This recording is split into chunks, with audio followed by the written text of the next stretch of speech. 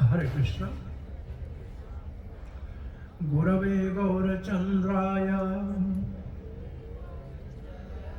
राधिकाय तदालये कृष्णाय कृष्ण भक्ताय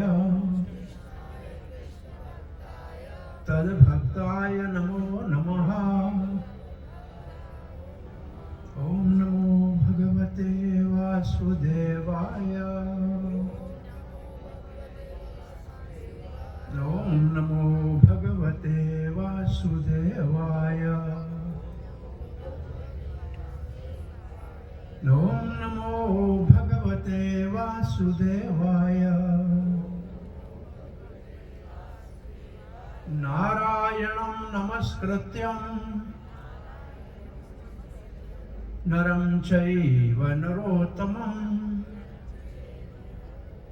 देवीं सरस्वतीं व्यासं ततो जया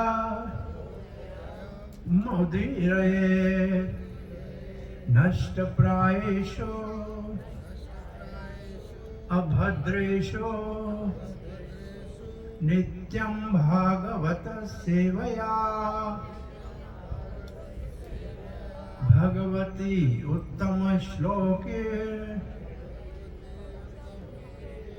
भक्तिर्भवती नैष्टिकी। कृष्णाय वासुदेवाय देवकी नंदनाय च नंदगोपकुमाराय गोविंदाय नमो नमः। जय श्री कृष्ण चैतन्य प्रभु नित्यानंद श्री अद्वैत गदाधर श्रीवास आदि गौर भक्त वृंद। हरे कृष्ण कृष्ण कृष्ण हरे हरे, हरे राम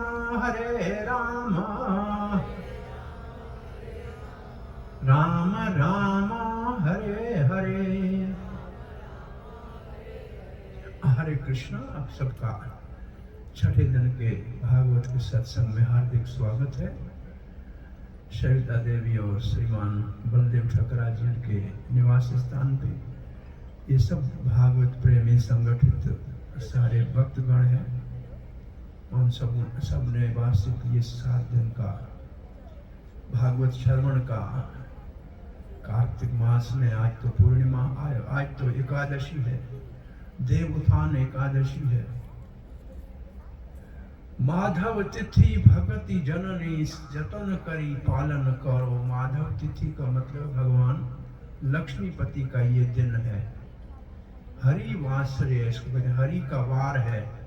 जतन करके इसको पालन करो क्योंकि ये भगवान को मिलाने वाला है। सब दिन अच्छे भगवान के ही है, परंतु एकादशी का दिन विशेष रूप से भगवान के सुमरण का अधिक लाभ है। और आज यहाँ भागवत के सत्संग का आप श्रवण कर रहे हैं, ये लाख गुना ज्यादा फल देने वाला है।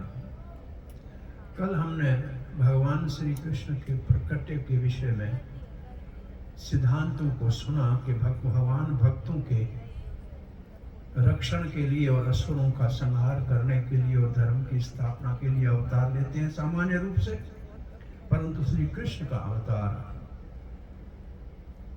प्रेम का प्रकाश, जो भक्ति, जो धर्म का परिकाष्ठा है, परम धर्म है। जीव के हृदय में जो भगवान का प्रेम भगवान ने भर के भेजा है, उस प्रेम को भगवान के साथ संबंधों के माध्यम से जोड़ना हमारा और भगवान का नित्य शाश्वत संबंध है। उस संबंध को भूलने से हम संसार में दुख भोग रहे हैं, परेशानी में हैं। वो संबंध पुनः स्थापित हो जाए तो हमारा जीवन धन्य हो जाए। जाए, सफल हो जाए, तो भगवान के साथ हमारा नित्य संबंध है और इन संबंधों का भगवान अपने भक्तों के संग में लीला करके विशेष उदाहरण उपस्थित करके हमारे हृदय में अपनी ओर आकर्षण को प्रेरित करते हैं, आकर्षण करते हैं। तो आज हम ये दामोदर महीने में भगवान का नाम दामोदर कैसे पड़ा, इस लीला का भी शुभारंभ आज करेंगे। उससे पहले एक प्रसिद्ध भगवान श्री कृष्ण की लीला है, माखन चोरी। भगवान का एक नाम ही माखन चोर है। तो उस लीला का शुभारंभ करने से पहले ये हम समझ लें कि माखन क्या कैसे बनता है। माखन बनाने की प्रक्रिया ये है कि दूध गाय से निकालना आना चाहिए, उसके बाद उसको अच्छी तरह से उबालना चाहिए, उबालना आना चाहिए। उबालने के बाद थोड़ा ठंडा करना चाहिए, फिर उसमें दही के रूप में जामुन डालना चाहिए। फिर रात भर तो उसको, जैसी मौसम में ठंडी की मौसम है तो गर्म कपड़े से ढक के मटके को रखना है, गर्म मौसम है तो ठंडे पानी को या ठंडाई के बीच में रखना है। फिर सुबह मंथनी डाल के मंथन करना है, तो उसमें से मक्खन निकलता है। प्रायः इस मक्खन निकालने की प्रक्रिया पुराने लोगों को तो आती है, नहीं तो मिक्सी में डाल के जो निकल आया वो निकल आया, नहीं तो गया। तो ये प्रक्रिया में देखिए,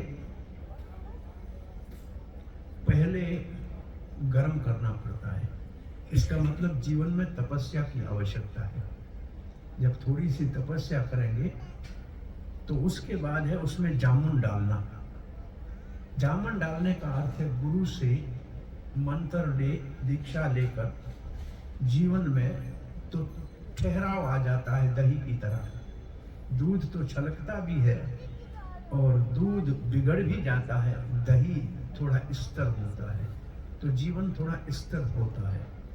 फिर मंथन का अर्थ है जो मंत्र हमको मिला है उसको निरंतर रोज नेम से जप करना शुरू करेंगे तो ये मंथन है।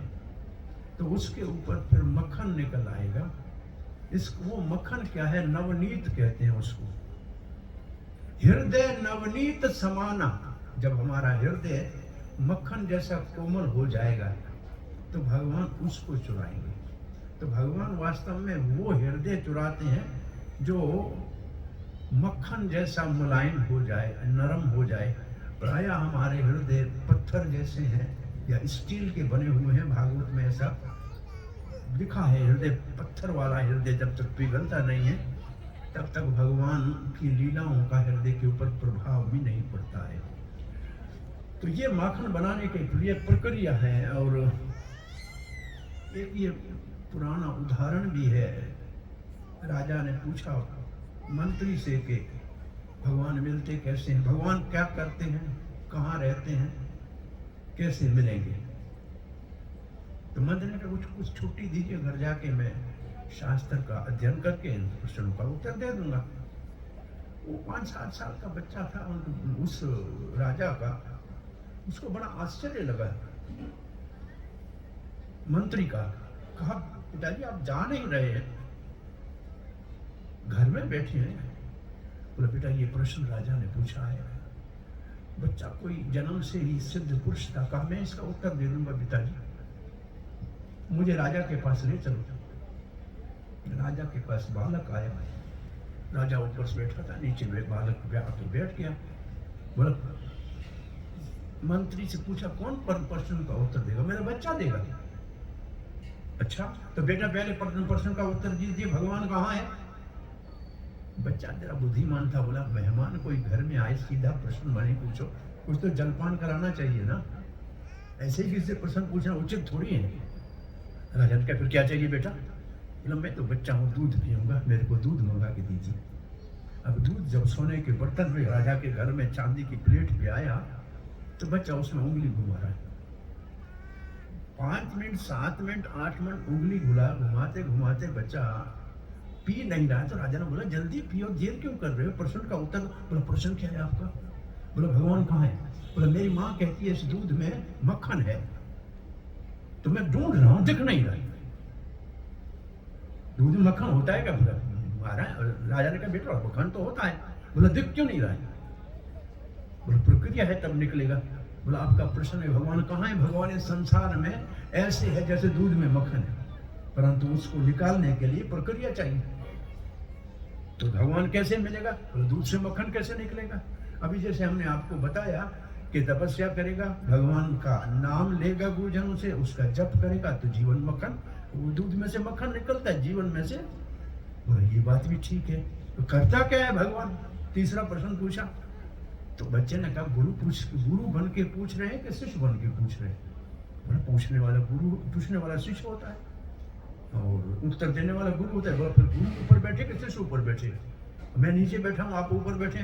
बोला फिर मैं नीचे बैठता हूँ आप ऊपर आ जाइए। बच्चा जब ऊपर बैठा तो बोला भगवान करता है? बोला भगवान ये करता है, कभी तुमको ऊपर बिठाता है, कभी मुझे ऊपर बिठाता है, सब एक समय में ऊपर नहीं बैठते, समय बदलता रहता है।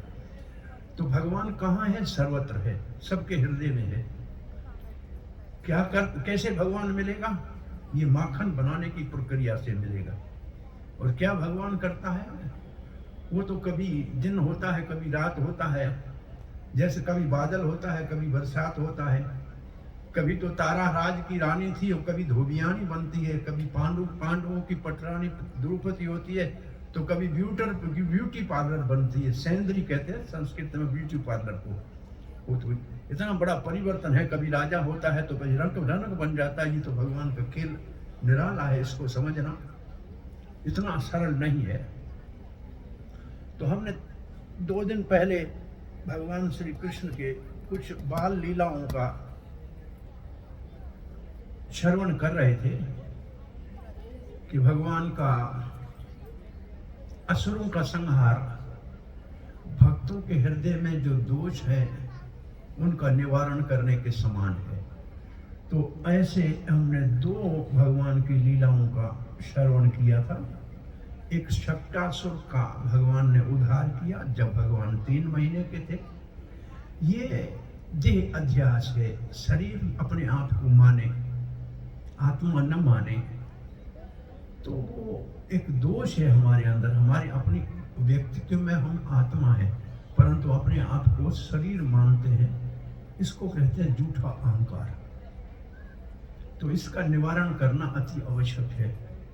और फिर भगवान ने तृणावर्त को मारा, जो वमंडल के रूप में आया था, साइक्लोन के रूप में आया था, भगवान को आकाश में उड़ा गया। ये एक दोष काम का है, जब वेग से आता है तो किसी को भी उठा के ले जाता है, थोड़ी देर तक उसको कुछ पता नहीं लगता है। और इसके उपरांत भगवान की बाल लीलाओं के अंतर्गत माखन चोरी की लीलाओं का वर्णन है। और इस लीलाओं में सब घर में, जितने ब्रज के घर हैं, उन सब घर में कृष्ण को भगवान अपने ग्वाल वालों के संग माखन चोरी के लिए जाते थे। अब ये माखन चोरी, कोई भगवान को माखने की जरूरत नहीं थी। अपने घर में 9 लाख गाय थी और गैया चराना और माखन, घर के अंदर किसी चीज की दही दूध कहीं कमी नहीं थी। वो गोपियों का हृदय चुराना था, माखन क्या चुराना था। वो गोपियां अपने आप आकर भगवान को कह के जाती थी कि आज हमारे घर में आना, हमने बड़ा अच्छा माखन बनाया है। और जब भगवान जाते थे तो फिर भगवान को माखन तो खिला दिया, फिर यशोदा का जाके शिकायत लगाने जाती थी। और शिकायत का उनको कृष्ण के ऊपर नहीं लगाना था, कृष्ण का मुख देखना था कि जब हम शिकायत लगाते हैं तो कैसे दिखता। तो वो मात्र उनका उद्देश्य तो कृष्ण का दर्शन करना था, कृष्ण का सानिध्य प्राप्त करना था। माखन की उनको एक बार यशोदा ने कह दिया,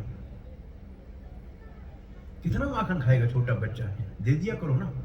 तो एक गोपी ने कहा कन्हैया माखन खाएगा? कन्हैया बोला क्यों, मेरे घर में माखन की कमी है कि तुम्हारा माखन खाऊं? तुम्हारे घर में मैं भीख मंगाऊं कि तुम्हारा माखन खाऊंगा? तो बोला चोरी क्यों करते हैं? बोला मेहनत करके खाता हूं, चोरी मैं मेहनत करके खाता हूं। इसका अर्थ है कि भगवान उनके हृदय के भाव को जानते थे। ऐसे कहते हैं कि यशोदा मैया को भगवान कहने लगा कि मैया ये मुझे पूरी हलवा ये तो बहुत अच्छा है, लेकिन माखन मुझे बहुत भाता, माखन मैया मुझे बहुत भाता है। तो एक गोपी बेचारी बड़ी उम्र की थी, उसके मन में आया कि मैं कृष्ण को अपने घर में माखन कैसे खिलाऊं। तो उसने बहुत अच्छा माखन का बहुत अच्छा मटके में माखन बनाया, बर्तन में रखा और फिर भगवान को प्रार्थना करने लगी कि मेरे घर में आके माखन खाओ। और भगवान तो सबके हृदय में बैठे हुए हैं, तो गोपी के घर में चले गए और भगवान ने जाके माखन को हाथ लगाया और खाना शुरू किया। तो गोपी ने पकड़ा, तुम माखन क्यों खाए? बोला मैं समझा मेरा अपना घर है। तुम्हारा अपना घर नहीं है, मेरा घर है। तो अब क्या कर रहे? चोरी? यशोदा को बोलूं हमारे घर में माखन क्यों? मत बोलना। बोला फिर ये सारा खा के दिखाओ। अब ये सारा खाना पड़ेगा, नहीं तो शिकायत लगा दूंगी।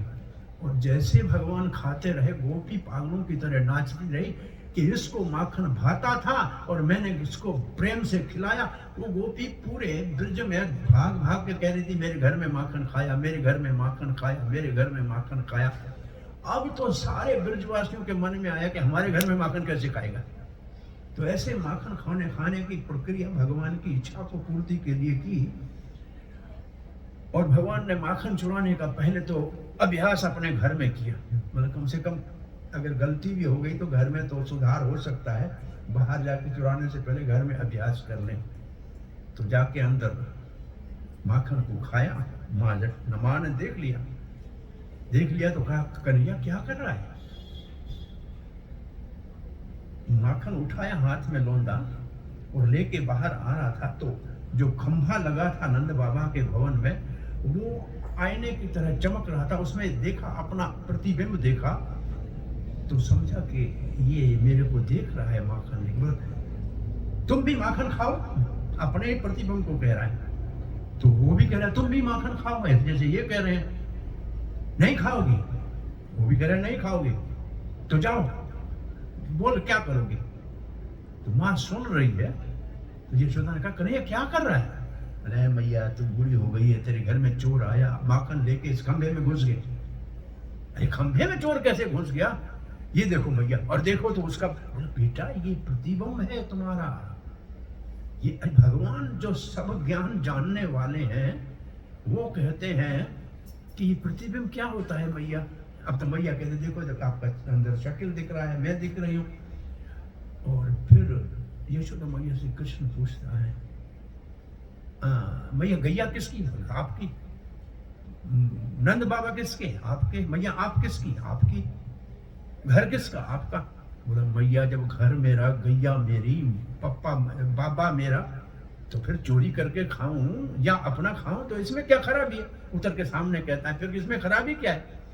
तो यशोदा मैया ने कहा तुम ऐसी चोरी गोरी करोगे तुम्हारा विवाह नहीं होगा, तुम्हारा नाम बदनाम हो जाएगा। तो ठीक है मैया, मैं अब आज चोरी नहीं करूंगा। तो आज फेल हो गया, चोरी उनसे हुई नहीं। दूसरे दिन माखन में अंदर हाथ डाला, अंधेरे वाले कमरे में जाके, और सपासप खाने लगा। मैया ने कहा क्या कर रहा है अंदर कन्हैया? बहुत बड़ी समस्या है मैया, जटिल समस्या है। ये जो आपने लाल कड़ा अंगरंग डाला था ना, ये गर्मी, इतनी गर्मी किया, हाथ जल रहा था।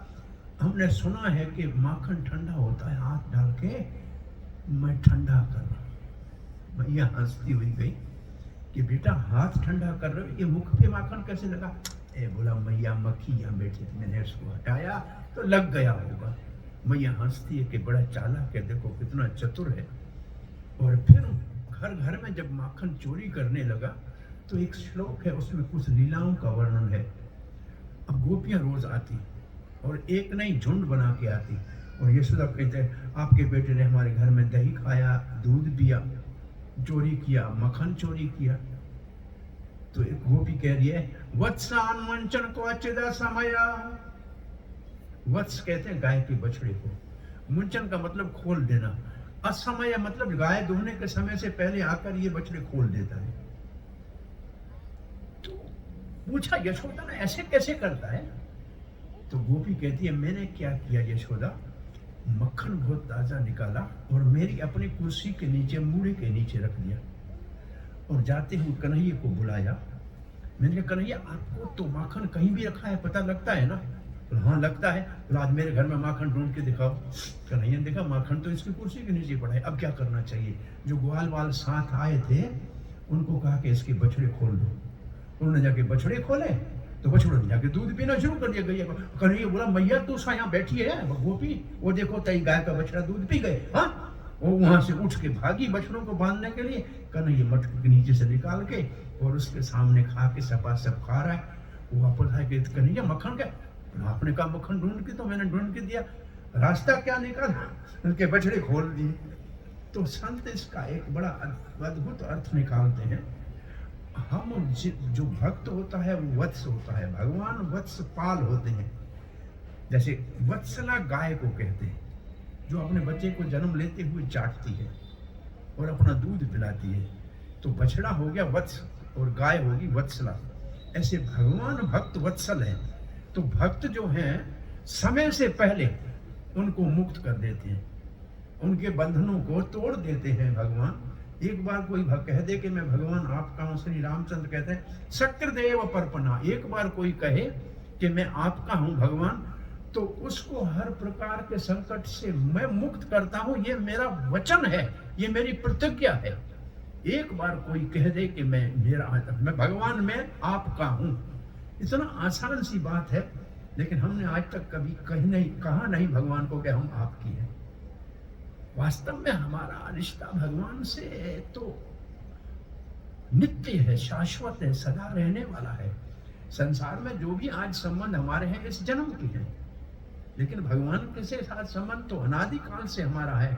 तो होना क्या चाहिए? कम से कम हाथ जोड़ के भगवान को कहना चाहिए कि हम आपके हैं या आप हमारे हो। ये दो शब्द कहने में कोई घाटा नहीं पड़ता है, लेकिन हमारे जीवन में बहुत बड़ा लाभ हो जाता है।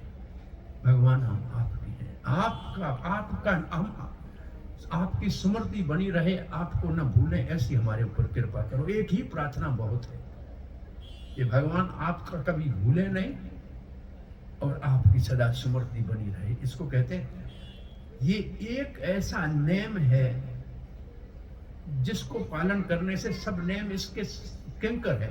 जो भी शास्त्रों में नेम है, सदा स्मृत विष्णु कदाचित न विस्मृत।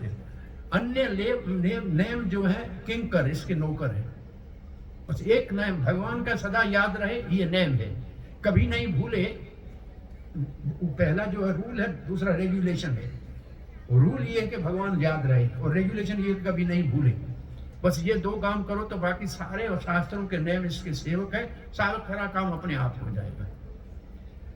तो भगवान मैं आपका हूं ये कहना, तो भक्तों को भगवान समय से पहले मुक्त कर देते हैं। इसका मतलब और कई जन्म लेने के कर्म भी हों, भगवान उन सब के बंधन को काट देते हैं। तो इसका मतलब समय से पहले उसको मुक्त कर देते हैं। हम जो काम करते हैं इसको कर्म कहते हैं, और ये कर्म कुछ फल तो अभी जीते जी यहाँ देते हैं, कुछ फल यही देते हैं। जैसे ज्यादा खाया तो यहीं आफारा होगा, पेट में दर्द होगा, वो तो अभी हो जाएगा। परंतु कुछ हमारे ऐसे कार्य हैं जिसका फल बीज के रूप में पड़ा होता है और पता नहीं कितने जन्मों के बाद मिलेगा। तो अब जब हम जन्म लेते हैं तो हमारे साथ एक होता है प्रारब्ध कर्म। इसका मतलब जिस कर्म का फल पक गया और उसके कारण हमारे को किसी विशेष घर में जन्म मिला, किसी विशेष देश में जन्म मिला, किसी विशेष माता पिता के घर में जन्म मिला, क्या सुख मिले, ये हमारे साथ आ गए। ये तो किसी ने हमारे मालूम, हम अपनी चॉइस से तो नहीं आए ना। तो जहां हमको भेजा गया इसको कहते हैं प्रारब्ध कर्म। और इसके दो विभाग हैं, एक तो घर जिसमें आया हो और अब 80 साल 90 साल तक जिएंगे, तो आज 40 साल के हैं, तो आगे क्या होगा वो कर्म अभी पक चुके हैं, तो उनका फल तो हमको यहाँ भोगना पड़ेगा। हमारे साथ अप्रारब्ध कर्म होते हैं। इसका मतलब अभी तक वो बीज के रूप में है, अभी वो पकेंगे तब उसका फल मिलेगा। तो इसके लिए कहते हैं कि एक बार भगवान का मैं हूं कहने से, भगवान की भक्ति करने से जो बीज के रूप में फल है, वो तो जैसे भुने हुए बीज से कभी कोई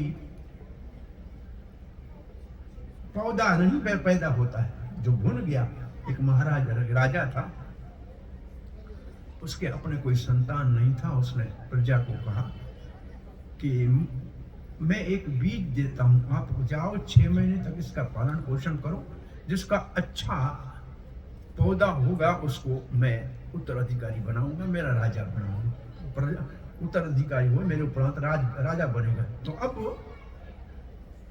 बीज सबको दे दिया, सबने घर में जाके अच्छी तरह से बोया, पालन पोषण किया, और बड़ा बड़े पौधे गमले में डाल के राजा के पास ले आए। राजा ने कहा अच्छा आपका ठीक है, आपका ठीक है। एक बेचारा बहुत सरल था, उसने कहा महाराज मैंने बीज डाला, परिश्रम किया, पानी डाला, खाद डाला, लेकिन कुछ भी नहीं निकला। तो सब हंस रहे थे कि बोला ये कैसा है। राजा ने कहा आप मुझे सच्चे आदमी लगते हो, क्योंकि मैंने बीज जो है फ्राई किए हुए दिए थे, वो तो कभी अंकुरित तो हो ही नहीं सकते, आपने तो झूठे कोई ला के दूसरे बीज डाले, ये आदमी सच्चा है। इसको मतलब भुना हुआ बीज तो कभी फूटेगा ही नहीं ना। तो ऐसे जो अभी तक कर्म बीज के रूप में है, उनको तो भगवान भून देते हैं, उसको तो भोगने के लिए समय नहीं, ये है समय से पहले आपको मुक्त कर देना। अब पता नहीं कितने और जन्म लेने थे, लेकिन भगवान ने उनको मुक्त कर दिया, वो तो समाप्त हो गए। और ये प्रारब्ध के जब जो अभी हमको मिले हैं, इसमें तो शरीर मिला है, तो शरीर के अंदर दुख भी आएगा, शरीर का एक दिन आत्मा को छोड़ना भी पड़ेगा। शरीर छोड़ देता है हमको, हम नहीं शरीर को छोड़ते हैं, शरीर हमारा साथ छोड़ देता है। इसमें भी और कोई साधन न हो, फिर भगवान का नाम करें, हाथ में ताली बजाएं, तो हाथ की रेखा बदल जाती है।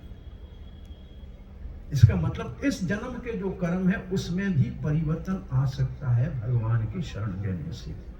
तो ये जो पहला मुंचंत वत्सान असमय कौचित, कभी कभी बछड़ों को समय से पहले खोल देता है, तो उसकी लीला तो थी माखन खाने की, परंतु शिक्षा ये थी कि एक बार कोई भक्त भगवान का बन जाता है तो भगवान उसको समय से पहले बंधन से मुक्त करते हैं। उसको कर्मों के कारण अनेक जोनियों में जाने की आवश्यकता नहीं है, बस इसी जन्म में उसका निस्तारा हो जाएगा और वो भगवान के घर वापस पहुंच के बंधन से मुक्त हो जाएगा। अब दूसरी गोपी तो यशोदा ने कहा फिर आप डांटते क्यों नहीं है, क्रोध क्यों नहीं करते? करोश संजात, जब हम उसको कहते क्यों ऐसे किया, तो ये हंसने लगता है, हंसने लगता है, और जैसे ये हंसता है हमारा क्रोध समाप्त हो जाता है। ये एक बार कोई सत्संग कर रहा था, कहा क्रोध को आता तो सबको है, लेकिन उसको उससे छूटने का रास्ता क्या है? बोला जिसको क्रोध कर रहा है उसको आईना दिखा दिया, तो उसका मुंह देखेगा ना क्रोध में, तो हंस पड़ेगा या चुप हो जाएगा। क्योंकि ये सत्य है। तो कथा तो हम करके चले गए। दूसरे दिन जिस घर में कथा कर रहे थे, वो माता जी कहने लगी क्या कथा में बता दिया, मैं बच्चे को डांट रही थी तो ये घर से आईना लाके मुझे दिखा रहा था, और जो आईना देखो यार, तो बच्चा तो हंस रहा था, तो हंस। ये बहुत बड़ा विज्ञान है वास्तव में। एक बार अर्जुन, कृष्ण बलराम और अर्जुन, ये तीनों किसी घने जंगल में थे, और कहा कि यहाँ सुरक्षा के लिए एक कोई 2 घंटे जागेगा और दूसरे सोएंगे।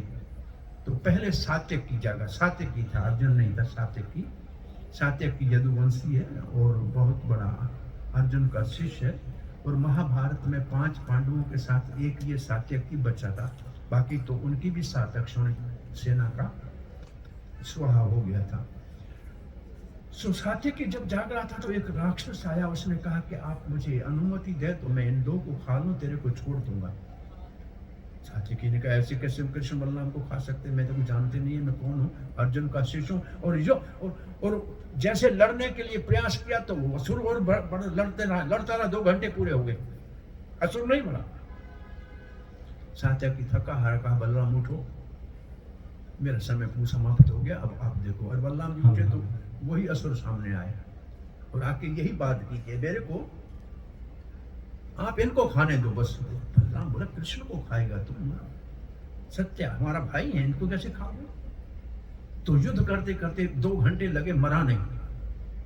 बलराम जी ने कृष्ण को उठाया, बोला अब आपकी समय है। तो कृष्ण उठा, वही असुर आया और ऐसे कहा, इन दोनों को खाऊं, तुमको छोड़ दूं? कृष्ण हंस लगा, खाओ खाओ जल्दी करो, कितनी देर होगी तुम्हारे में, खाओ ना, खाना शुरू क्यों नहीं करते? हाँ हाँ चल, पागल है, खाएगा, तुम इनको खाएगा, कैसे खाएगा?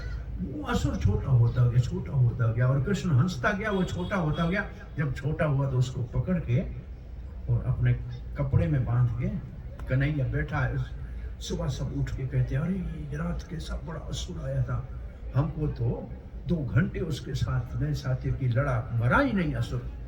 अरे बलराम ने कहा, मैं मेरे साथ पास भी आया था, मैं लड़ाई मरा है। कृष्ण ने कहा, हाँ ये था क्या? वो इतना छोटा था। बोला ये असुर था क्या? बोला हाँ हाँ यही था। बोला फिर आपने कैसे इसको पकड़ लिया?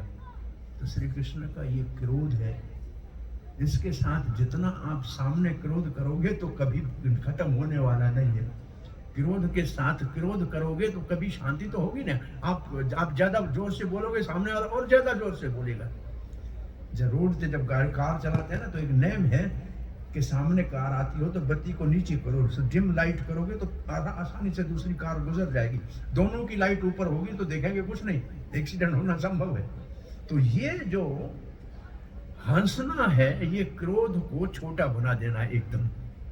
तो क्रोध के विजय ऊपर प्राप्त करने का सबसे अच्छा यह भगवान शिक्षा देना। आप पहले तो क्रोध भले कोई करे, आप क्रोध करो ही मत, चुप करके देखते रहो। हम तो बोलने तो क्या करते हैं, क्या हमारा क्या बिगड़ रहा है? अपना एक किताब लिखा है एक महात्मा में, burn the anger before it Burns you. वो गुस्सा आपको जला दे उससे पहले गुस्से को आप जला दो।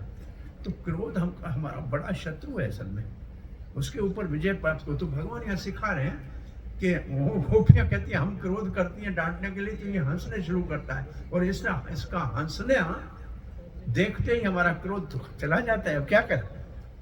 और तब दूसरी एक गोपी कहती है, स्तेयन स्वादवती, स्तेयन स्वाद अति अत दधि पय कल्पितः स्तेय योगई। स्तेन शब्द संस्कृत में उसका अर्थ है चोरी करना, और स्वाद अति मतलब जो सबसे स्वादिष्ट। देखो हमारे घर में जो एक मक्खन होता है वो बेचने के लिए होता है, एक दही होता है वो बेचने के लिए होता है, परंतु विशेष ऊपर से मलाई वाला हमें मालूम है कौन सी गाय का दही है, वो मक्खन हम अपने बच्चों के लिए, पति के लिए अलग रखते हैं अंदर। वो जो अति स्वाद है उसी की चोरी करता है, बेचने वाले की नहीं करता है। क्या? अथ दधी, दही की चोरी करता है, और स्वादिष्ट दही जो मलाई जिसके ऊपर है वो चोरी करता है। बोला कैसे चोरी की, जरा बताइए तो। गोपी कहती है मैं क्या कहूँ, एक दिन कन्हैया जा रहा था और मेरे घर में घुस गया, और घुसते ही उसने दही के ऊपर से मलाई सपासप खाने शुरू की। मैंने कहा अरे क्या कर रहे हैं कन्हैया? बोला मैया थोड़ा दही खा रहा हूँ। बोला तेरी मैया का घर नहीं है, मेरा घर है। हाँ तुम्हारा घर है गोपी? एकदम बात को बदल के कहता, बूढ़ी हो गई है ना तेरी बहू ना तेरी बेटी, इतनी सारी चूंटियां दही में पड़ गई थी, मैंने कहा चूंटी निकाल के तुम्हारे दही को साफ कर दो। तो दही में चूंटियां लग, बोले बहुत चूंटियां थी, देखो इस बिल में चली गई। बोला चूंटी हाथ से निकाली होगी ना? बोला हाँ। बोले दही तेरे मुंह में लगा हुआ है, ये एक चूंटी यहाँ से चढ़ी, यहाँ से चढ़ी, यहाँ से चढ़ी, इधर तक आ गई और यहाँ पहुंच गई, उसको हटाया था इसलिए मेरे मुंह में दही लग गया। अब गोपी कहती है मैं क्या इसको कहूँ, और सब दही खा भी गया और हंसते हंसते मेरे घर से भाग भी गया। तो मैं आपको शिकायत करने, और शिकायत क्या करनी आई? मुंह देखने के लिए आई है। दही उसका कितना खाएगा एक बच्चा? दही खाने का तो उसको दुख नहीं था, कृष्ण को देखने की इच्छा थी। तो दूसरी कहती है पय कल्पित हंसते है योग गई, नया नया तरीका रोज निकालता है चोरी करने का, रोज नया तरीका निकालता है। बोला क्या किया तेरे घर, बता तो सही। बोला मैंने ऊपर से घंटा बांधा था और घंटे बड़े के नीचे दूध का, कढ़े हुए दूध का मटका रख दिया था।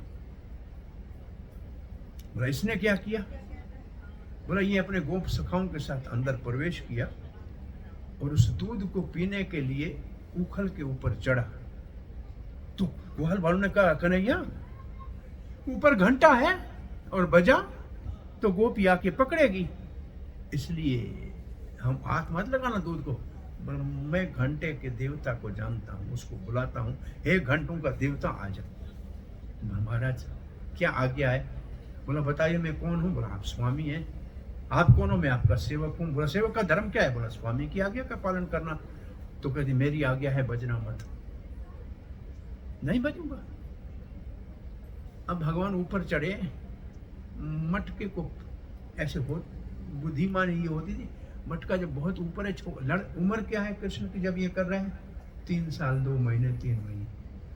3.5 साल के बाद तो गोकुल के छोड़ के आ गए, उसके बाद चोरी कभी कहीं की भी नहीं। फिर ये लीला ही समाप्त हो गई। ये लीला तो मात्र 3.5 वर्ष थी। तो इतने छोटे बच्चे ऊपर कहाँ पहुंचेंगे? तो पहले उखल लेते थे, कभी 2-4 ऐसे इकट्ठे हो जाते थे, 2 उसके ऊपर खड़े होते थे, और तब भी एक लाठी लंबी होती थी, उसमें ऊपर चोंच वाला कीला लगा होता था। नहीं पहुंचते थे, नीचे से ठा करके तोड़ते थे, और तोड़ा तो दूध अंदर से ऊपर से गिरा, और दूध सीधा कहाँ गिरेगा? कहाँ? ऊपर खड़ा था, सर के ऊपर गिरा। और जैसे ये आ रहा है तो सब ग्वाल बाल दबा दबा के पी रहे हैं, और जैसे दूध आया घंटा जोर से बजना शुरू हो गया। इन्होंने तुम्हारे को कहा था मत बजना, तुमने बजना क्यों शुरू किया?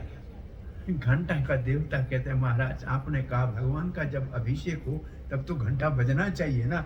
अब तो आपका अभिषेक हो रहा है, अब नहीं बजूंगा तो कब बजूंगा? ये तो आपका नियम है। इसलिए एक सिद्धांत बताया हुआ है शास्त्र में कि शास्त्र की मर्यादा को मानना भगवान के लिए भी अनिवार्य है। क्योंकि अगर शास्त्र की मर्यादा उल्लंघन भगवान करेगा तो सबको करना आसान हो जाएगा।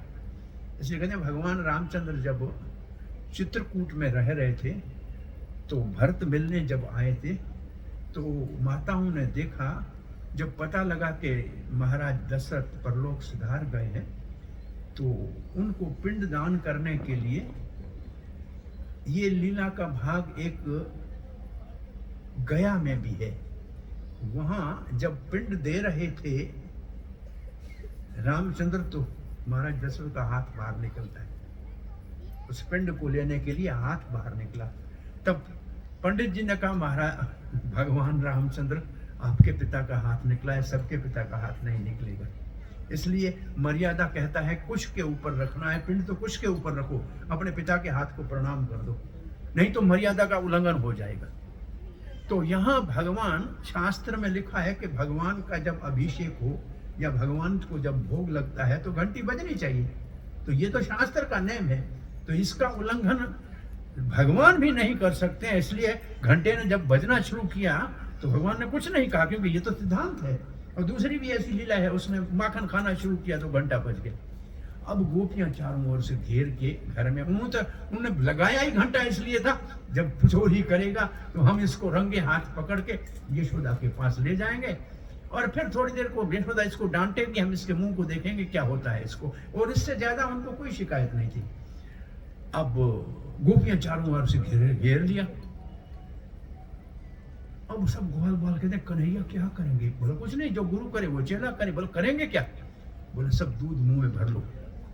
भर लिया। बोले जो गोपी सामने आए ना, फू उसके मुंह में दूध डाल देना, वो आंखें ऐसे करेंगे तब तक हम भाग जाएंगे। अब ये क्या छोटे 3.5 वर्ष के बच्चे कहते कम से कम अगर मित्रता हो तो दूध किसी के ऊपर जरूर छिड़कना, धूल तो आंखों में नहीं डाल देना। यहाँ तो दुनिया में लोग आंखों में धूल डालते हैं, भगवान ने दूध डाल के वहां से भाग गए। गोपी कहती है मेरे घर में ऐसे दूध चोरी किया, बड़ा एक नया नमूना इसने निकाला, हमने पकड़ने का प्रयास किया और उसने वो भाग गया। तो दूसरी कहती है हमारे घर में माखन खाने को आया था। ये गोपी की जब कहने आई तब क्या था, कृष्ण को माखन खाते हुए गोपी ने पकड़ लिया। पहले तो पकड़ लिया, बांध दिया और फिर दूसरे गोपियों को बुलाने गई कि आज कन्हैया को मैंने बांध दिया है, अब यशोदा को दिखाते हैं कि चोरी कैसे करता है। तो रंगे हाथ में पकड़ा है। वो जब वापस घर में आए तो कन्हैया खड़ा खुला हुआ है। अरे तुमको बांधा था ना, तुम खुल कैसे गया? तेरे को बांधना नहीं आता है। अरे कैसे बांधते हैं? बोले खड़ी हो जाओ। और गोपी को खड़ी करके खंबे के साथ बांध दिया, कन्हैया भाग गया।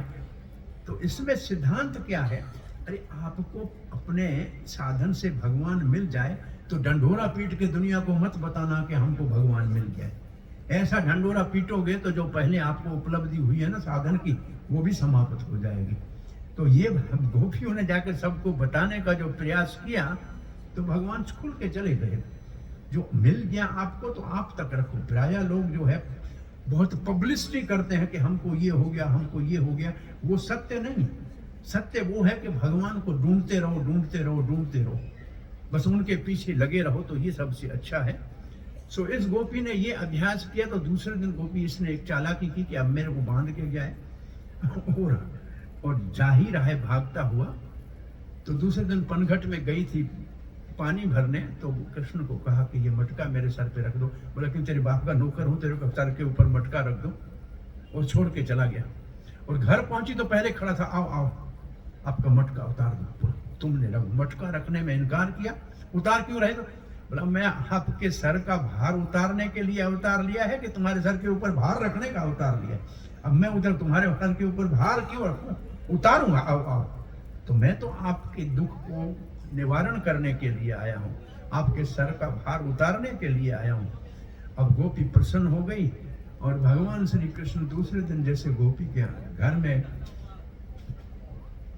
माखन चोरी के लिए गए, और जब पकड़े गए तो गोपी ने हाथ से पकड़ा, सीधा हाथ उसका, अपने हाथ से उसके हाथ को पकड़ा और बाहर निकली। बोला आज यशोदा को, तुम्हारे को जाके बताऊंगी कि तुमने मेरे घर में चोरी की है। देखो हाथ में तेरे मक्खन लगा हुआ, तेरे मुख पे मक्खन लगा हुआ है। गोपी बाहर निकली। कन्हैया ने कहा देखो बड़ा गोप, देखो सामने से वो तुम्हारा ससुर आ रहा है, मुंह खोल के चलेंगे क्या? अरे घूंघट तो निकाला। अब उस बेचारे ने घूंघट निकाला। उसी गोपी का, कृष्ण की उम्र से थोड़ा छोटा बच्चा था, कन्हैया का इधर आओ। जब पास में बच्चा साथ साथ चलने लगा तो गोपी को कहता अरे तेरा हाथ इतना सख्त है, तू गोबर उठा उठा के, मेरा कितना कोमल हाथ है, ये निकाल के दूसरा ले ले। अब जब गोपी ने हाथ छोड़ा तो उसी के लड़के का हाथ दे दिया उसने हाथ में। कन्हैया भगा भाग के घर में जाके सो गया। गोपी ऐसे जाके कन्हैया यशोदा के घर में घूंघट को हटाया। यशोदा देख तेरे बच्चे को, रंगे हाथों कन्हैया को पकड़ के आया हूँ, आई हूँ, मेरे घर में माखन खा रहा था, हाथ में माखन लगा, मुंह में माखन लगा। यशोदा कहती है अरे पागल हो गई हो क्यों? मेरा कन्हैया अंदर सोया हुआ है, तू अपने बेटे को पकड़ के आई है मेरे घर में शिकायत करने के लिए? अब वो देखे तो ये तो मेरा बेटा है। कन्हैया थप्पड़ मारी अपने बेटे को, तू कहां से आगे छोड़ा? और कन्हैया अंदर में मां को कहता है आज मैं गया ही कहीं नहीं, मेरा सोच ठीक नहीं था, मैं कहीं भी नहीं गया। अब गोपी लज्जित हो गई, क्या शिकायत तो कर दी उसने, उधर तो कुछ था नहीं। बाहर निकली गोपी तो कन्हैया पीछे से बाहर निकल के दरवाजे कह रहे सुन गोपी, आज तुमने मुझे पकड़ के मैया को दिखाने का प्रयास किया ना, मेरे तेरे बच्चे का हाथ पकड़ के तुमको दिया, दोबारा कभी प्रयास करोगे तुम्हारे पति का हाथ तुम्हारे हाथ में दे दूंगा।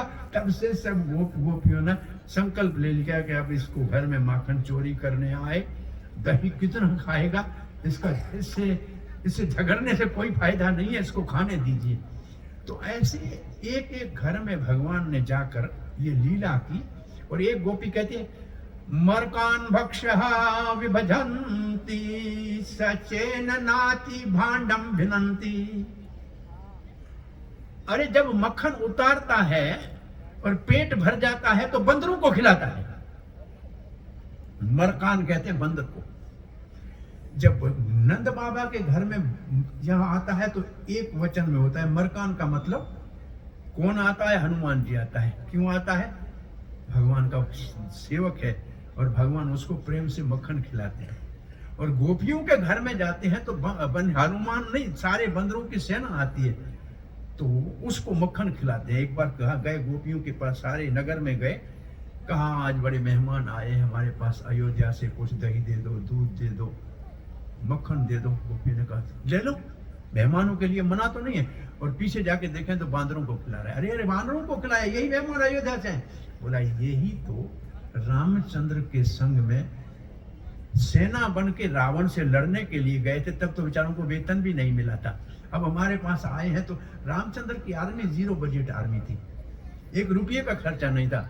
वानर सेना को न वर्दी की जरूरत थी ना अस्त्र शस्त्र की जरूरत थी और ना ही भोजन की जरूरत थी। ऐसी जीरो बजट आर्मी आज तक किसी ने नहीं बनाई है जैसी राम जी की। दुनिया में सबसे बड़ा खर्चा होता है देश का सेना के ऊपर, और राम जी की सेना में 1 रुपये का भी खर्चा नहीं था।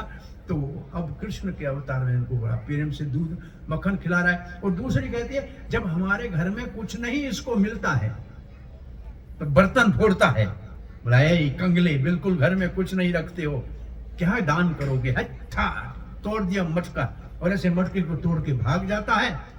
द्रव्य अलभ्य, जब कुछ नहीं मिलता है तो विनंती भांडम, मटके तोड़ देता है।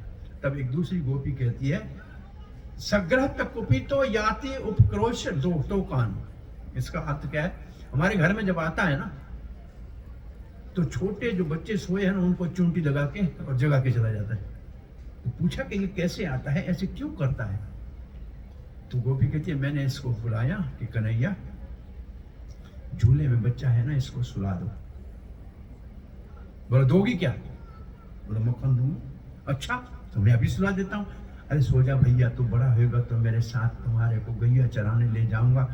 बच्चा सो गया। अरे गोपी, अब मक्खन दे, तेरे बच्चे को सुला दिया। आज कन्हैया मक्खन निकला नहीं। अब तो दही तो देगी ना? बोला, दही में मक्खी पड़ गई। अरे छाछ है घर में? बोला, कुछ भी नहीं है बच्चा, मुफ्त में तेरे बच्चों को सुलाओ। चूंटी मारा उसको, बच्चा रोने लगा और ये भाग गया। बोला, मुफ्त का तुम्हारे बच्चे को सुलाने का काम थोड़ी करना है। तो ये कहते हैं, मेरे घर में ऐसे आके शिकायत लगाई। तो ऐसे ये शिकायतें चल ही रही थी। तो ग्वाल बालों ने एक बार शिकायत लगा के आकर कि कन्हैया नदी के किनारे मट्टी खा रहा है। अब ये शिकायत लगाई क्यों ग्वाल बालों ने? जब माखन खाते थे तो सबको बांट के खाते थे, अकेले नहीं खाते थे। पहले सबको खिलाते थे और अंत में स्वयं खाते थे। तो आज मट्टी खा रहे हैं तो हम किसी को बुला नहीं रहे, एकांत में बैठ के अकेले खा रहे हैं। तो सबको लगा कि हम शिकायत भैया को लगाते हैं, मिट्टी खा रही है। और भगवान ने मिट्टी खाई क्यों? बोला, इसलिए खाई कि इतना सारा माखन चोरी किया, कभी भी यशोदा ने डांटा नहीं। वो हंस देती थी, गोपियां भी हंस देती थी। अब क्या बच्चा खाएगा? तो कन्हैया ने कहा, डांटेगी नहीं माँ तो फिर माँ मुझसे प्रेम करेगा, उसका पता कैसे लगेगा? तो माता पिता बच्चों को नहीं डांटेंगे तो इसका मतलब उनका प्रेम है नहीं। प्रेम है तो डांटेंगे ना, गलत काम करते हैं तो।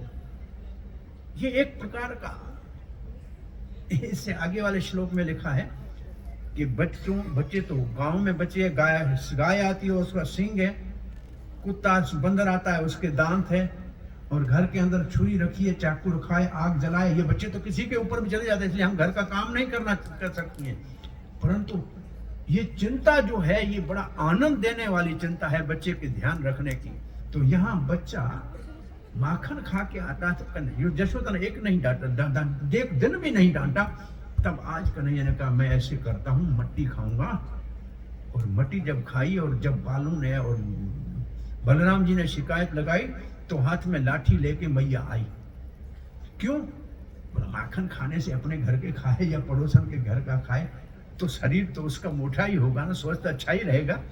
माखन खाने में कोई, माटी खाने से तो बच्चे को रोग लग जाएगा। तो यशोदा को चिंता हो गई, बच्चा माटी क्यों खाया? और लाठी लेके वहां आई। बोला, कन्हैया माटी खाया? माटी मुंह में पड़ी थी। नहीं खाया। अरे ये दो सारे साथी शिकायत कर रहे, मैया आज मेरे से नाराज हो गए, झगड़ा करके गए इसलिए शिकायत कर रहे। बोले, तेरा भाई बड़ा बलराम शिकायत कर रहा। अरे मैया, तू समझती है गोरा है, ये दिल का बहुत काला है। मुझे रोज चिढ़ाता है कि यशोदा गोरी, नंद बाबा गोरे, तू काला कहां से आया, तेरे को मोल का लाए। अब यशोदा का मन जीतने के लिए कहता है, अरे ये तो मेरे को रोज चिढ़ाता है, ये दिल का बड़ा काला है। तो इसका कोई झूठ बोल रहे हैं भगवान? नहीं, सच बोल रहे हैं। वो कृष्ण काला ही उसके दिल में बसा हुआ है। तो देखो, तो दिल का तो काला ही हो गया ना, बाहर से देखने का गोरा है। इसलिए वो कभी हंसने की बात कहते हैं। भगवान का जो ध्यान करेगा, तो भगवान तो काला है ना, तो ध्यान से जो काले बाल हैं, जो सफेद बाल हैं वो काले हो जाएंगे। दिल में आए ना आए, बाल तो सब काले कर देगा। उसका ध्यान करके देखो, बाल काले हो जाएंगे। सफेद होने वाले पहले ही काले होना शुरू हो जाएंगे। भगवान के ध्यान करने से वास्तव में कहते हैं, वो एक थोड़ा जीव होता है, भृंगी मक्खी होता है, उसको बंद करके रखता है। ये क्या कहते हैं इसको, भ्रंग उसको बंद करके रखता है। उसके भाव से, उसके भय से उसका ध्यान करते करते करते वो बाहर निकलता है तो भ्रंग बन जाता है, उसका भाव ही बदल जाता है। तो ऐसे भगवान का ध्यान करते करते भगवान हृदय में बस जाते हैं। सो मट्टी खाने का उद्देश्य यह कहा था कि मैया आके डांटेगी, परंतु फिर मिट्टी मुंह में पड़ी है, कहा नहीं खाया, तो कहा कि फिर मुंह खोलो। क्यों मट्टी खाया, इसके ऊपर बहुत बड़े बड़े विद्वानों ने लिखने का प्रयास किया है कि ब्रज की रज, उसमें भगवान ने अपनी कृपा को भर के रखा है। क्योंकि भगवान के चरण कमल बिना जूते के, बिना चंपल के, सारे ब्रज के एक एक कण के ऊपर लगे हैं। तो ये जो ब्रज की रज है ना, ये भगवान के चरणों से लगी, भगवान की कृपा का ये सबसे बड़ा, भगवान ने अपनी कृपा ब्रज की रज में रखी। और जिस दिन गाय चारण का कन्हैया ने विचार किया ना, गाय चारण का जिस दिन विचार किया, तो मैया ने कन्हैया को सुबह तैयार करके और सामने चप्पल रखे कि ये पहन के जाओ, मोजरी पहन के जाओ, क्योंकि जंगल में तो कांटे होंगे, पत्थर कंकर होंगे। तो कन्हैया बोला गैया का जूता कहाँ है? तो मैया ने कहा गैया तो पशु है। तो जब कृष्ण को दुखी हो गया, क्रोधित होकर सब श्रृंगार फेंक दिया, कमरे में जाके रोने लगा, तो मैया ने ग्वाल वालों को बुलाया कि कन्हैया को बड़ा नाराज हो गया, इसको पर्चा लो। कन्हैया ने कहा गाय को पशु क्यों बोला? बहुत बड़ी बात है, गाय पशु नहीं है, गाय हमारी माता है। 8 माताएं शास्त्र ने हमारी बताए हैं, पृथ्वी माता है, गौ माता है, अपनी माता तो माता है, लेकिन दूध पिलाने वाली माता माता है, राजा की माता राजा की पत्नी माता है, ब्राह्मण की पत्नी को भी माता कहते हैं। तो ये तो गाय को एक गौशाला चलाते थे एक महात्मा। किसी ने पूछा दूध किसका अच्छा है? बोला दूध तो भैंस का अच्छा है। बोला महाराज गौशाला चलाते हो और दूध भैंस का अच्छा है? बोला आपने दूध पूछा ना, गाय का दूध नहीं है, अमृत है। वो दूध है नहीं, वो अमृत है। और वो गाय का दूध जब आपके मस्तक के अंदर जाता है तो उसके अंदर वो सब भगवत तत्व को समझने का जो बुद्धि है उसका निर्माण करता है। गाय के दूध की ये बड़े से बड़ी जो है वो बड़ा से बड़ा गुण है। आज भी बड़े विद्वान कहते हैं कि गाय के दूध के अंदर ऐसे ऐसे पदार्थ हैं, तो A2, B2 दूध के बताने क्या क्या है, लेकिन गाय का दूध बहुत पौष्टिक है बच्चे के लिए और बड़े के लिए भी। सो दूध का प्रसंग कैसे आ गया? गायों की बात है, गायों से बात है। दूध का प्रसंग क्यों आया, किसी को याद है?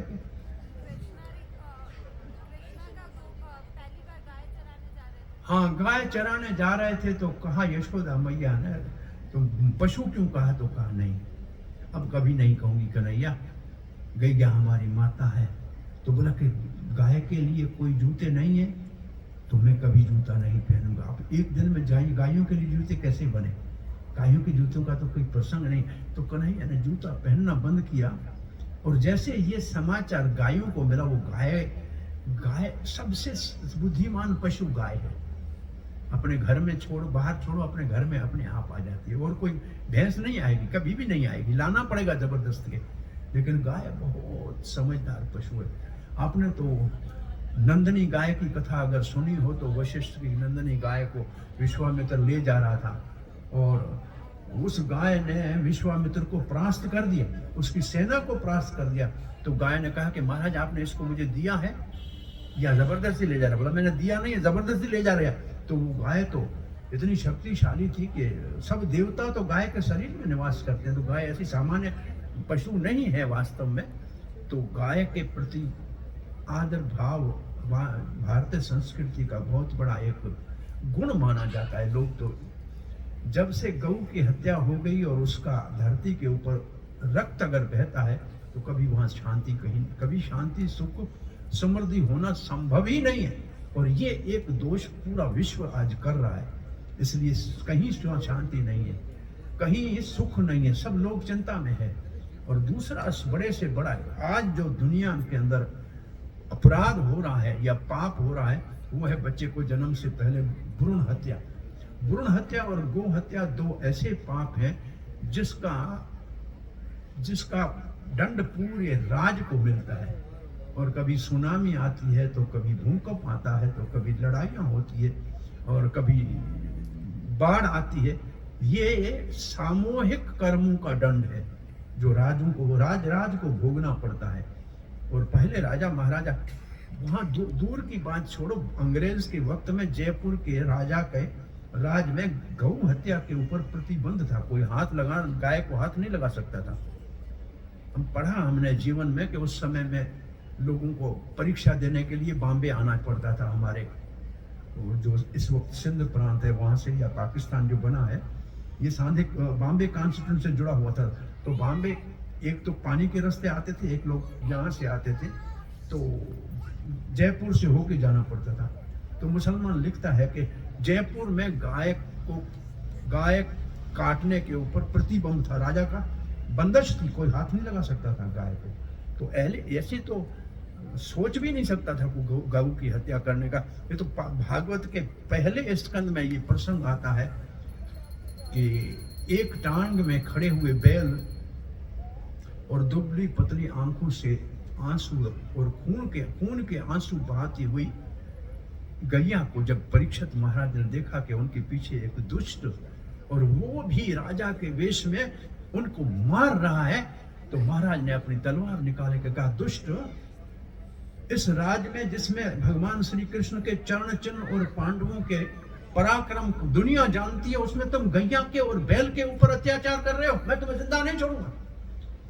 और उसने अपना राज का सारा श्रृंगार उतार के नीचे किया, हाथ जोड़ के कहा, महाराज मुझे मारो नहीं, मैं आपके शरण में हूं।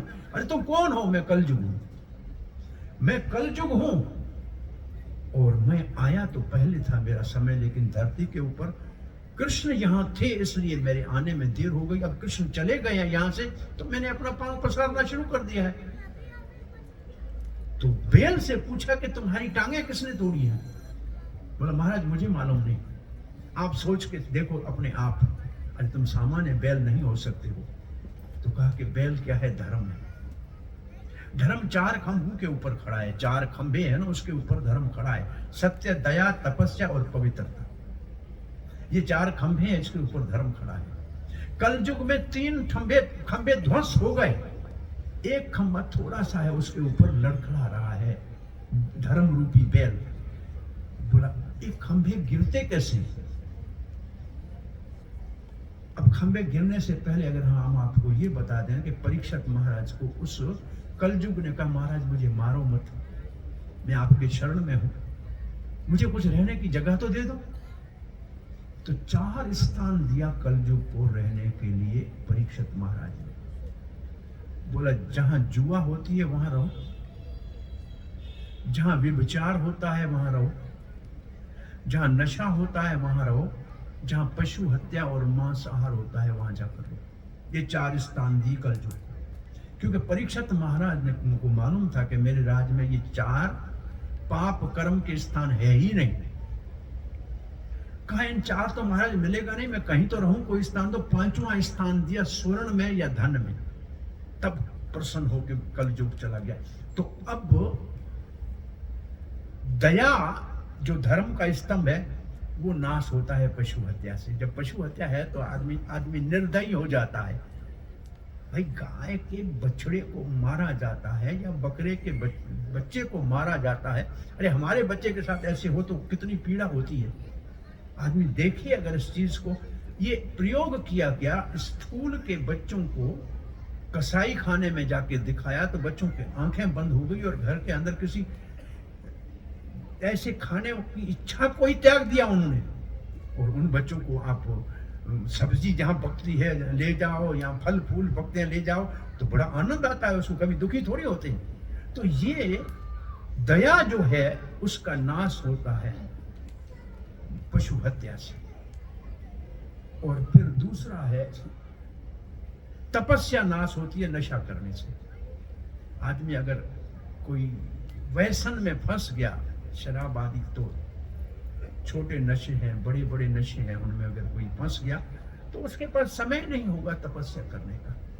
उसमें वो सुबह उठते ही उसको चाय तो पहले चाहिए। ये चाय को कोई नशा थोड़ी मानता है आजकल, लेकिन अंग्रेज के ज़माने में चाय हमारे घर में नहीं थी, दूध पिया जाता था, मक्खन होता था, दही होता था।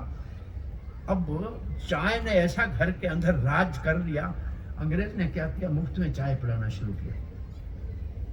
1-2 महीना मुफ्त में पिलाई और फिर कहा कि पत्ती ले जाओ अपने घर में पियो।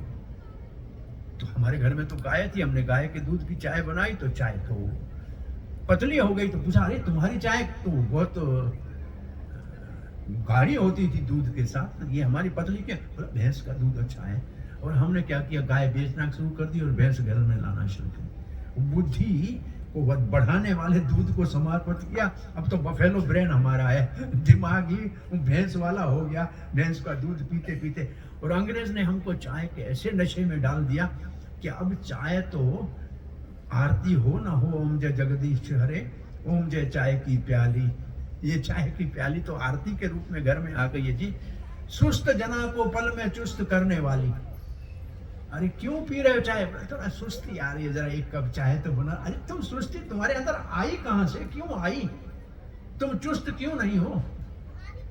अरे उठ के सुबह स्नान कर लो तो बिजली, जैसे पानी गिरता है ना, पानी से बिजली बनती है, इतनी सारी बिजली बननी है, पानी को ऊपर से गिरने और सर के ऊपर एक लोटा पानी डालो, सुस्ती चली जाती। क्या जरूरत है एक नशा? अतिथि जो आए चाय जरूर मिले, फिर भोजन की थाली ओम जय चाय की प्याली।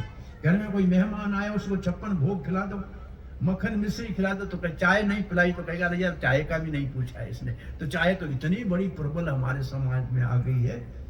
दूध की नदियां बहती थी इस देश में, दूध में पड़ गई पत्ती काली, ओम जय चाय की प्याली। यहाँ इतना दूध दही मक्खन हुआ करता था कि कभी बेचता नहीं था, और खाओ पियो मौज करो। अब उसके अंदर जब से चाय हुई है तब से दूध दही मक्खन इतना कम हो गया है कि महंगाई का अंदाजा लगाओ तो 2000 ने 2500 से ऊपर वास्तव में गाय का घी चाहिए, तो 2500 से कम में नहीं बनेगा।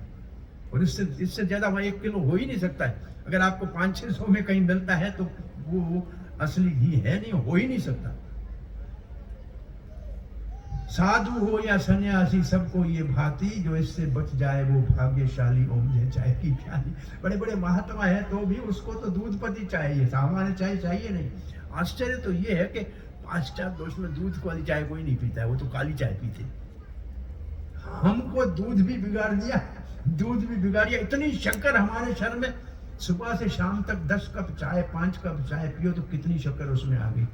और शुगर सबके साथ बेचारी, हर एक ने अपनी फैक्ट्री खुद लगाई है शुगर की, कि शुगर की फैक्ट्री हमारे अंदर लग जाती है उसके साथ। तो ये नशा करने से तपस्या चली जाती है, जुआ करने से सच चला जाता है, और व्यभिचार करने से पवित्रता चली जाती है, जो धर्म के 4 स्तंभ है। इसलिए प्रयास जो वास्तविक धर्म की शिक्षा देते हैं, वो कहते हैं 4 आपको नियम पालन करने, 4 रूल्स है, उनको पालन करना पड़ेगा। ये परहेज है। भाई लाल बत्तियां क्यों लगी हुई है? क्या गवर्नमेंट सरकार क्या हमारा समय खराब करना चाहती है? नहीं, एक्सीडेंट से बचने के लिए लगाई है, लाल बत्ती के ऊपर रुकना है। तो आखिर ये नियम शास्त्र ने क्यों बनाए हैं? ये शास्त्र, शस्त्र, शासन, शिष्य, ये चारों शब्द एक जगह से निकलते हैं। इसका अर्थ है संयम। अंग्रेजी में डिसाइपल कहते हैं शिष्य को, इसका मतलब जो डिसिप्लिन में जिसको रखा जाए। शासन काय के लिए होता है? शासन क्यों है? सबको डिसिप्लिन में रखने के लिए। नियम क्यों बनाए हैं सरकार ने? हमको नियम में रखने के लिए।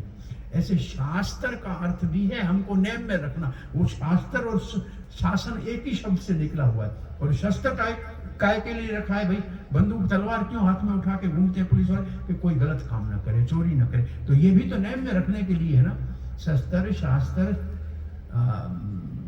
शिष्य और शासन, ये नियम तो होने चाहिए ना। तो ये वास्तव में 4 नियम जब कहते हैं तो कोई हमारे मनमानी हमने नहीं बनाए हैं। शास्त्र के नियम है धर्म को सुरक्षित रखने के लिए। चारों खंभों को बलवान होना चाहिए, नहीं तो और गाय क्या कौन थी जो आंसू बहा रही थी? परीक्षित महाराज ने कहा ये तो पृथ्वी देवी है जिसके ऊपर अत्याचार हो रहा है इसलिए बड़ा। और पूछा था बैल ने, क्या तुम्हारे बच्चों को कोई मार के खा जाता है इसलिए रो रही हो? लोग अब तुम्हारे सम्मान नहीं करते। और देखो आप दूध दुह के बाहर छोड़ देते हैं, गलियों के अंदर गैया घूम रही है और कचरा खा रही है, प्लास्टिक खा रही है।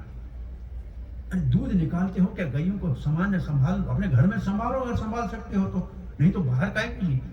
और इससे भी ज्यादा बड़ा अत्याचार ये हुआ कि पहले हर गांव के साथ 1-2 किलोमीटर गौचर की भूमि होती थी, गाय के चरने की भूमि होती थी, वो सब खा गए, वो सब हम खा गए। तो गाय की जो सुख शांति की भूमि थी, जिसके कारण हमको सुख मिलता था, वो भी समाप्त हो गया। तो ये असल में कुत्ते पाल सकते हो, गाय नहीं रख सकते हो घर में, ये क्या संस्कृति है? कोई ये धार्मिक, ये क्या वैदिक संस्कृति है कि कुत्ता पालो और घर में, और गाय घर में रखने की? बॉम्बे में गाय नहीं रख सकते। मैं समझता हूँ दिल्ली में भी गाय रखने का प्रतिबंध होगा, लेकिन कुत्ता रख सकते हो।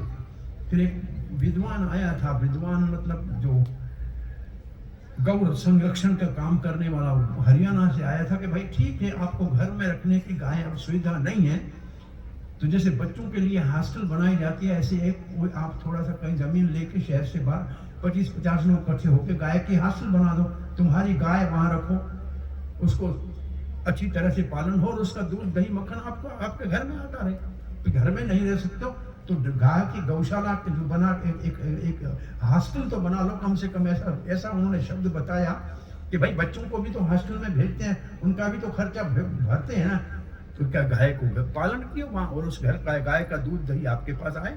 मानो यहाँ से 10, 15, 20 किलोमीटर दूर कहीं जमीन लेके 25-50 लोग इकट्ठे होके अपनी गैया रख दे, तो कम से कम आपको आज जो दूध दही आता है या पनीर होता है, कैसे बनता है, क्या उसमें डालते हैं, ये तो हम कह नहीं सकते। वास्तव इतना दूध दही है ही नहीं, इतना हमारे पास लाइव स्टॉक नहीं है जितना दूध दही मार्केट में। कहाँ से आ रहा है? आप अभी फोन करो, आपको 10 किलो दूध चाहिए, अभी आ जाएगा। कहाँ से आएगा? अभी गाय से दूध के निकालेगा, कहाँ से आएगा बताइए ना। पहले ऐसे कहते थे भाई सुबह को ऑर्डर दो तो शाम को आएगा, अब तो कभी जब भी कहो आ जाएगा।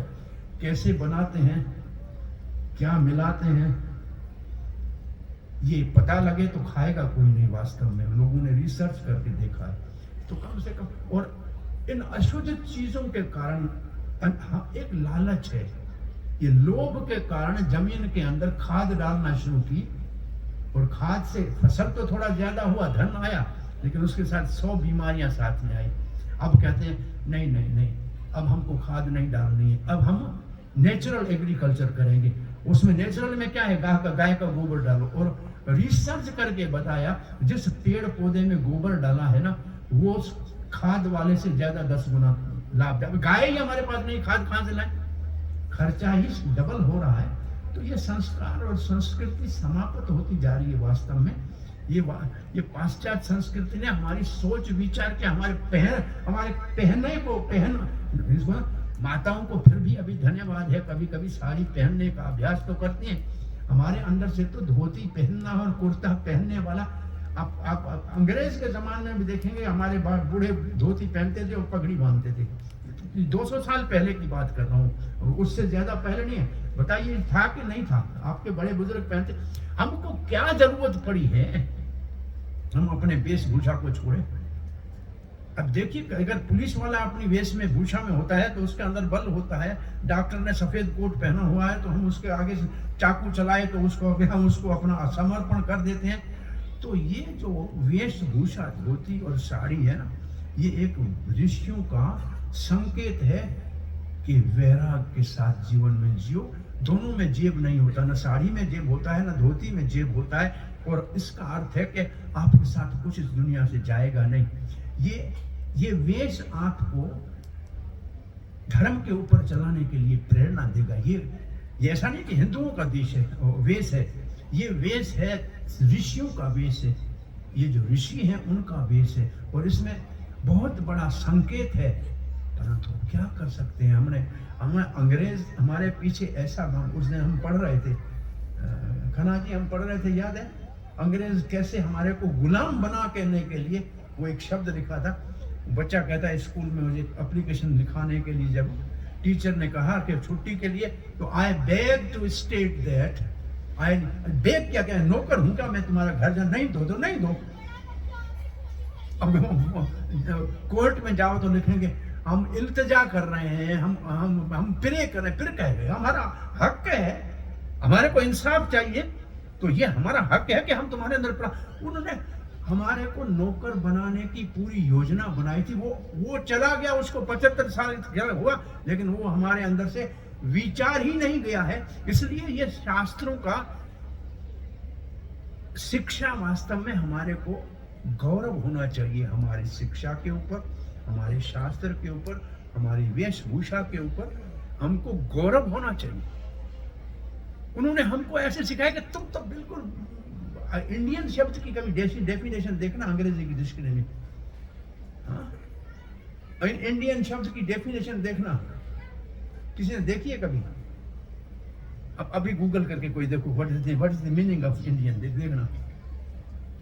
अनकल्चर्ड, सम 2-3 क्या वर्ड है मिला? अनसिविलाइज, इलिटरेट, ये इंडियन। और हम अभी तक खुश हैं कि हम इंडियन है, समझ में नहीं आ रहा है। बैकवर्ड क्या मिला? कुछ क्या मिला? हरे कृष्ण, हाँ क्या मिला? कोई बात नहीं, हम पढ़ के देखेंगे, तो आप देखिएगा वो क्या लिख के गए हैं हमारे लिए। एक तो कविता बहुत बड़ी लिखी हुई थी कि क्या हम हिंदुस्तानी हैं कि इंडियन हैं, दोनों में बहुत बड़ा अंतर है। भारतवासी हैं कि इंडियन है, मेरे को याद नहीं है कविता, मेरे पास हुआ करती थी किसी में। मिल गया बेटा? कुछ नहीं मिला? कोई बात नहीं, ढूंढ लेना। मेरे ख्याल में समय हो गया, कथा को यहाँ विराम देते हैं। भगवान की आज बाल लीलाओं का श्रवण किया, कल दामोदर लीला का दर्शन करेंगे और उसमें से जो शिक्षा है उस शिक्षा को समझने का प्रयास करेंगे। आज की लीलाओं में बहुत बड़ी शिक्षाएं थी वास्तव में। बचपन की लीलाएं तो भगवान की है, लेकिन बहुत शिक्षा उसमें समाई हुई है। बहुत बहुत धन्यवाद। हरे कृष्ण। किसी का कोई प्रश्न जिज्ञासा है क्या?